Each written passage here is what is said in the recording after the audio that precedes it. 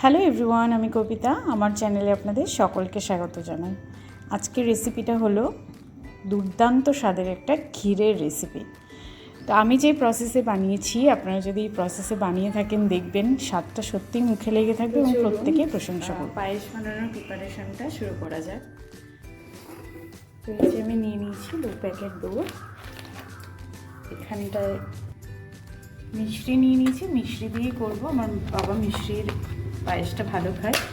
আর এই যে কিশমিশ আর কাজুটা বের করে নেবো। গোবিন্দভোগ চাল, তো আমি যেহেতু 2 প্যাকেট করবো, তো আমি 2 মুঠো চাল নেব।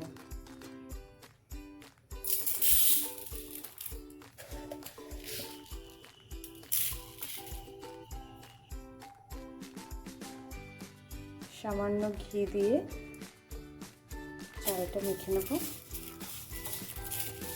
এই চালটা আমার কিন্তু ধুয়ে পরিষ্কার করে শুকানোই থাকে, যাতে তখনই আমি রান্না করতে পারি। তখন পায়েসের সময় কি আমি চালটা ধুয়ে করি না, আগের থেকে আমি ধুয়ে মুছে পরিষ্কার করে রাখি। এখানে কড়াই আমি চাপিয়ে দিয়েছি।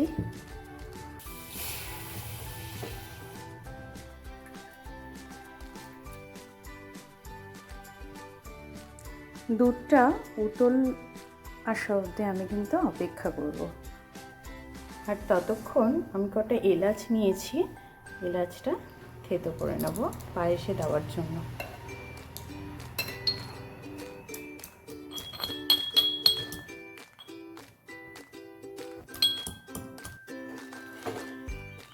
এদিকে দুধটা জাল হতে লাগুক, এদিকে বাকি কাজগুলো করে নিই।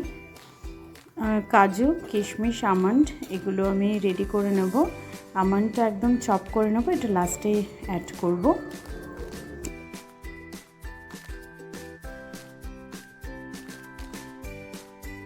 তো এখানে আমি একটা কাপে এক প্যাকেট মতো 10 টাকার গুঁড়ো দুধ নিয়েছি। 1 কাপ দুধ নিয়ে তার মধ্যে এটা গুলিয়ে নেব।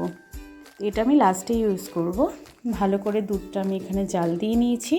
দিয়ে দেবো এখানে যে ঘি মাখানো চালটা, সেই চালটা অ্যাড করে দেবো এর মধ্যে। দিয়ে খুব ভালো করে এটা জাল দেবো অনেকক্ষণ ধরেই।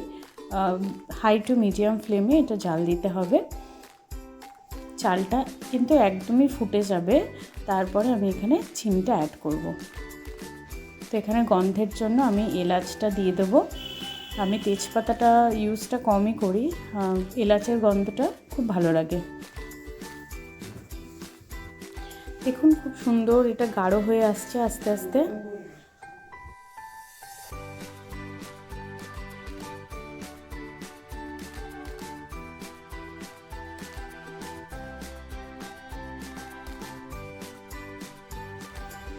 খুব ভালো করে জাল দিয়ে নিয়ে চারিপাশ থেকে দেখুন যে সরটা ছিল এটাও এর সাথে মিক্সড করে দেব। দিয়ে আমি এখানটায় মিষ্টিটা অ্যাড করে দিলাম। একদম সব শেষেই কিন্তু মিষ্টিটা অ্যাড করতে হবে, নাহলে চাল যেটুকু ফোটার ছিল সেটুকু কিন্তু ফুটবে না। তো এই যে দুধটা যে বানিয়ে রেখেছিলাম সেটা অ্যাড করে দেবো। আপনারা 3-4 টেবিল চামচ মতো কনডেন্স মিল্ক দিতে পারেন। তো এই যে আমার ক্ষীর কিন্তু একদম রেডি। আপনারা অবশ্যই এভাবে ট্রাই করে আমাকে কমেন্ট করে জানাবেন। তো আজকের রেসিপি এই অবধি। দেখা হবে আমার নেক্সট রেসিপি ব্লগে। ভালো থাকবেন, সবাই সুস্থ থাকবেন।